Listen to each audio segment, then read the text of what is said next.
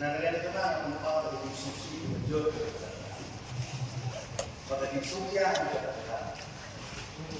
waktu itu ada way item buat mampu baru mereka juga bahwa di XMBC kejudan officially kejikan baru mereka masuk sih apa dari lomba kasampau ada item kalau ini tren yang XMBC duit XMBC berasal ada terbaik buat belajar mendorong ke asal. Ada tentang yang disosialkan dan dikelomkan. Kayak mau berjuja dengan studi dari konsul. Bahkan ini session pengingkilan yang dinamik hikmat ini melalui hikmat kita konsul. Manfaat yang dimiliki atau officially yang mengidio penyetran dan bentar dan berangkat itu jadi dinamik hikmat. Kalau kita ada orang yang rajin kalau boleh pada tugasan ya ada seorang. Lalu bawa kita ke sini funeral dulu. Nada. Namun Haji Syah nampak kita dengan masih berkata melalui ibadah insyaallah tahu ada kita ajar sebenarnya keren. Bawa kita tahu di biru. Nah air keren dah. Nama beliau lebih cepat jauh lebih tinggi. Lalu kalau lupa, pada kalian juga isi wakiflah yang itu.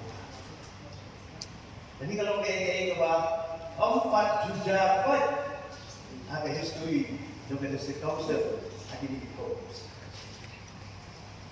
Nah, tiap kalau mundur ada keren, kalau mengatakan toknet, dengan keren. Dengan susu ada di long, di kopi tidak sih Namlung menjadi isi la gelap macam mah. Jadi bentar konsep apa juga ada history. Dengan tempat ini sebenarnya menunjukkan bahkan sahabat penduduk yang ada. Pada tempat isi yang menolak yang official pada dan selesai. Nah yang isi apa ini oleh Tuhan? Pembagian abang yelong mission berbat. Dan kenal buruk ya di NBC Indonesia Barat. Dan dapat ada single last day conversation, single balai, ada dapat di sini yang mengerak dan official condolence. Ada ini sekarang selesai. Pada tempat ini bagian wajib, nama office, tentang dirompak, dari Pak W. Matthew Mohab. Walau kondisi yang serta ada sepanjang pundai, Deru away di mimpi sampai masa. Kenapa boleh berat? Bangkran, pada atuk sini nanti beneran.